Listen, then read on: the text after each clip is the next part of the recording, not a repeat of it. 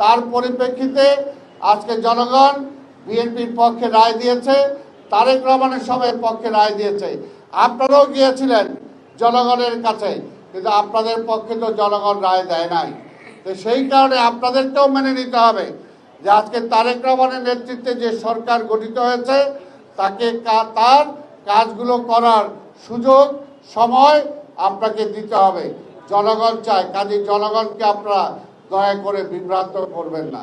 আপনারা তো আগেই বলেছিলেন, নির্বাচনের সময় বলেছিলেন, তারেক রহমান সাহেব যখন আজকে ফ্যামিলি কার্ডের কথা বলেছে, কৃষক কার্ডের কথা বলেছে, আজকে খেলোয়াড়দের কার্ডের কথা বলেছে, আপনারা বলেছিলেন এগুলো শুধু বলতেছে, বাস্তবে রূপান্তরিত করতে পারবে না, এত টাকা পাবে কোথায়?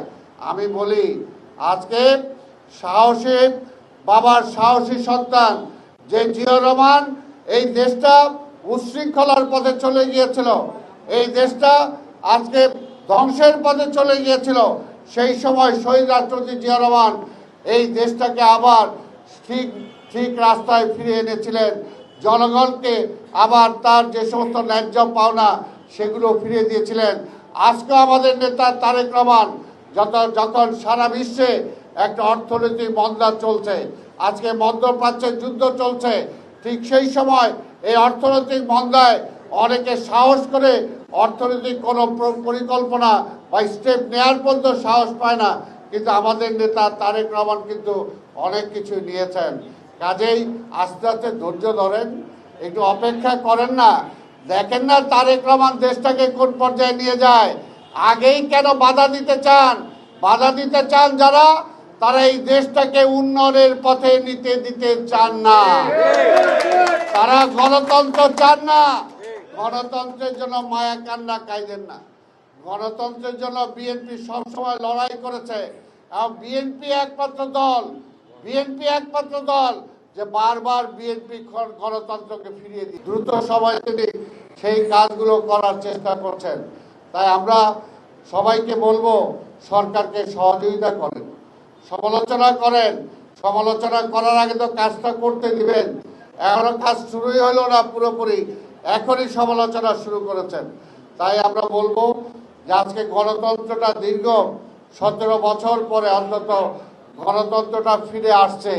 এই সময় গণতন্ত্রটাকে আবার ব্যাহত করেন না আপনারা। গণতান্ত্রিক ধারাটা যাতে অব্যাহত থাকে, তাহলেই সব ঠিক হয়ে যাবে। আর সব কিছুই আজকে এই সরকারই ঠিক করে ফেলবে, এইটা ভাবাটাও ভুল। আজকে গণতন্ত্রটা যদি আজকে স্বাভাবিক ধারায় প্রবাহিত হয়, তাহলে স্বাভাবিক স্টেপ বাই স্টেপ সব কিছুই ঠিক হবে, সব কিছুই ঠিক হবে। কিন্তু 2 মাসের মাথায় সরকারকে যদি বলেন সব কিছু ঠিক করে ফেলতে, এটা কি আলাদিনে আশ্চর্য প্রদীপ তার হাতে আছে নাকি, যে ঘষা দিলেই সব ঠিক হয়ে যাবে? সেটার জন্য সময় লাগবে। অপদস্থ করার জন্য আজকে যারা বিরোধী দল আছে তারা চেষ্টা করছে। আমরা বলবো যে কোনো কিছু পাইতে হইলেও তো একটু সময় লাগে। আপনারা দেখেন যে বিএনপি সরকার আজকে জনগণের জন্য কল্যাণমূলক কাজ করছে কিনা। কোন সরকার বাংলাদেশের ইতিহাসে এত অল্প সময়ে যে কাজগুলো আজকে মাননীয় প্রধানমন্ত্রী তারেক রহমানের নেতৃত্বে হয়েছে, কোন সরকার এত অল্প সময়ে কাজগুলো করতে পারে নাই। জনগণও সময় দিতে চায়, আমি বিশ্বাস করি। এই কারণে জনগণ বিএনপির পক্ষে রায় দিয়েছে, তারেক রহমানের পক্ষে রায় দিয়েছে। আমরা বলবো যে আমরা জনগণের ম্যান্ডেট নিতে গিয়েছিলাম, জনগণের সামনে আমাদের কি কর্ম পরিকল্পনা সেটা আমরা ঘোষণা করেছি।